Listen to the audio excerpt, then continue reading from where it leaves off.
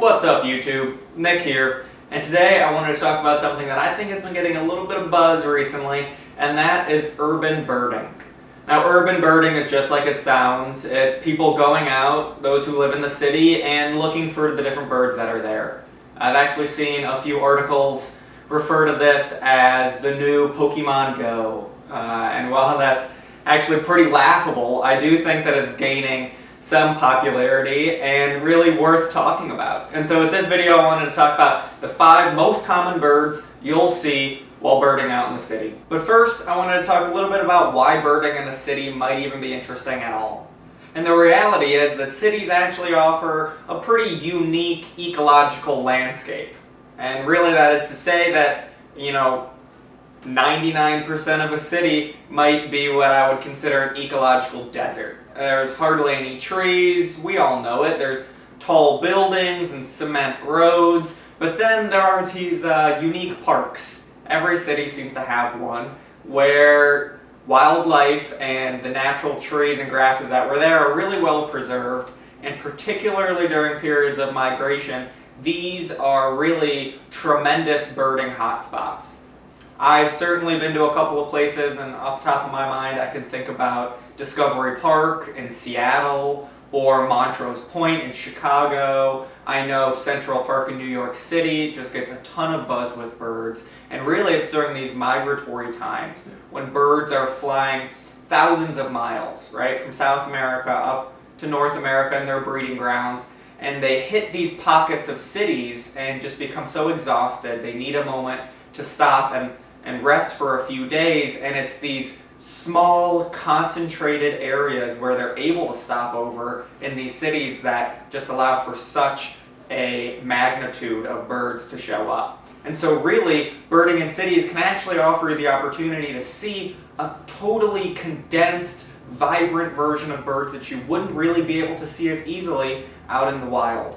And it's a little bit disappointing and a bit bittersweet that it comes at the cost of really taking up so much land in the effort of making these cities, but it does offer a really unique perspective and a way to see a ton of birds all at once. Now with that being said, I didn't want to spend too much time in this video talking about the unique migrant birds you can see in your city, but really the birds that are there every single day. If you're at all interested in birding and you step outside your front door, here are 5 birds that I'm confident you can see on a regular basis. Now the first bird that I wanted to talk about today is one that we actually discussed in an earlier video about common birds you can see at your feeder. I'll link to that down below. But that bird is the house finch.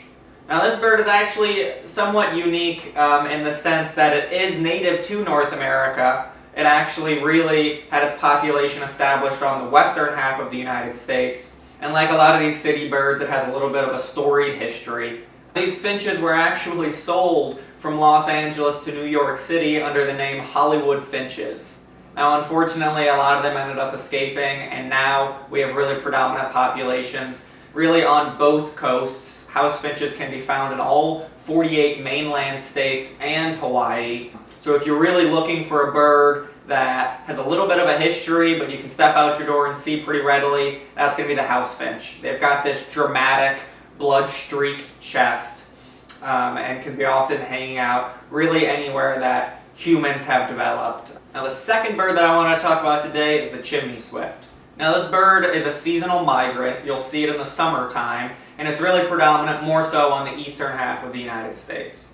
You'll see it flittering up above. It has this chattering call that's pretty recognizable, and really you'll only ever see its shadow from down below. You almost never see a chimney swift perched on a tree or on a ledge. It just doesn't happen.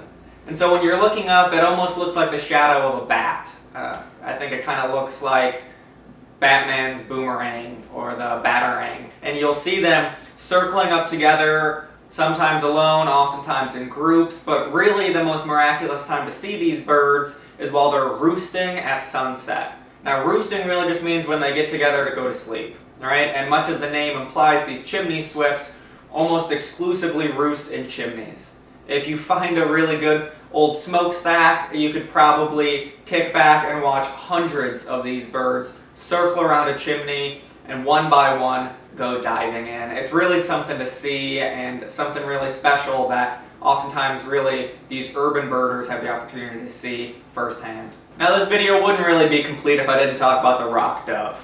Rock dove is just our classic pigeon. I'm sure we've all seen them and maybe even referred to them as the rats of the sky. Right? Pigeons are totally predominant in cities, but their history is actually a little interesting. Not surprisingly, they're not native species to North America. In fact, they came over from Europe.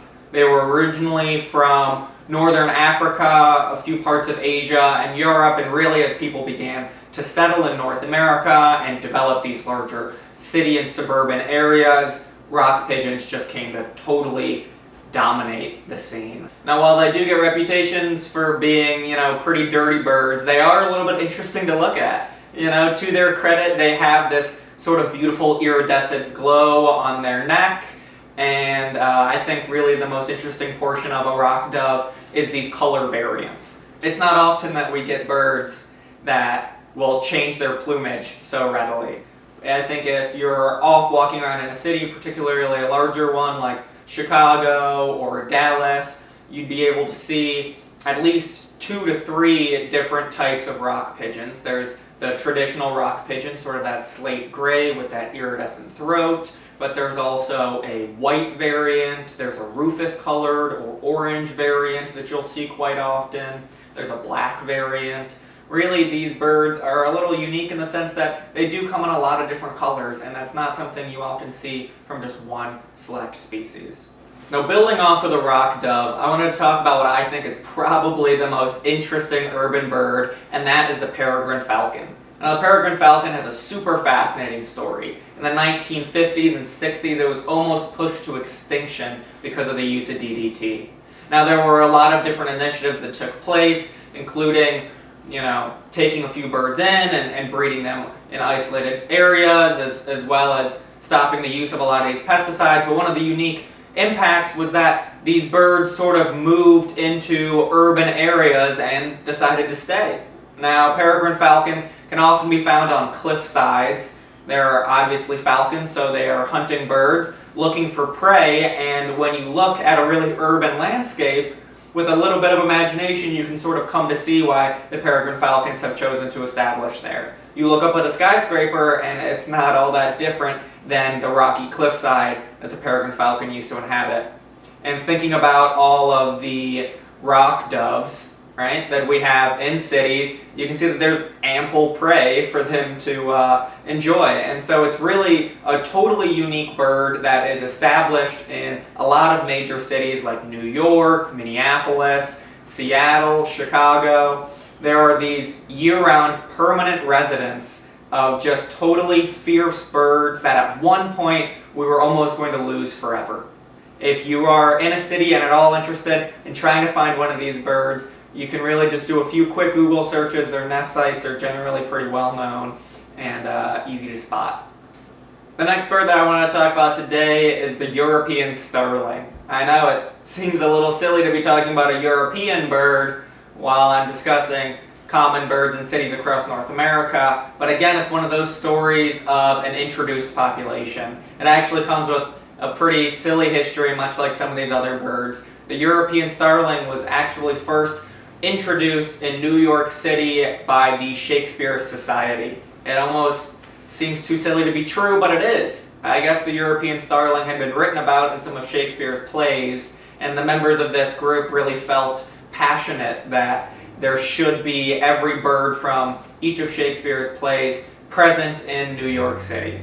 Now, of course, I think everyone nowadays would recognize that this is a disastrous plan, and the European Starling, which is hugely predominant across all major cities in Europe, really became one of the most invasive species across North America. They're now in every state and known for the swarming groups that you can see them flying around in. The European Starling, to its credit, is somewhat of a beautiful bird. It has an iridescent glow on its dark black coat, sort of these interesting white spots speckled throughout, and a very distinctive thin and sharp yellow bill. So if you're looking for a European Starling, I would look for those defining characteristics and know that This is sort of a silly migrant out from Europe that was brought here because of a love for Shakespeare. Now the last bird that I wanted to cover with you guys today is the house sparrow. This is another tale of invasion, of course. The house sparrow came over from Europe. In fact, 200 years ago, there wasn't a single house sparrow in North America. But today it's estimated that their population exceeds 150 million. I know. And much to their name, similar to the house finch, the house sparrow really resides where people reside. They build their nests on our buildings and have been able to really proliferate across the United States for this very reason. This is one of those birds that, without trying all too hard, I'm sure you've seen, whether in your own yard, oftentimes if you're in a parking garage and you see some nests being built, you can very closely associate that with a house sparrow. You know, when I was looking over the list of birds I'd chosen for this video, I was really struck by how many of them were invasive species. It's sort of interesting to think how few of them are actually native to North America, and I began to wonder why that was. And the reality is that a lot of these invasive birds are actually some of the most adaptive birds that we have. As the world begins to shift and mold around human influence, it's really these birds that are able to most readily adapt and cohabitate with us that seem to be proliferating while so many are diminishing in population. I think that as time continues to go on, it'll be a lot of these birds, such as the ones we've talked about in this video, that we see far more often. And so that's it. Some of the most common birds that you'll see in urban areas. If you live in a city and you're at all interested in birding, please just walk out your front door. I guarantee you there are some things there that you wouldn't expect. If you thought this video was helpful, please hit that like button and subscribe. If you had any birds that you enjoy seeing in your city that I didn't get the chance to talk about, comment down below. I'd love to hear what you guys think. I appreciate you guys watching.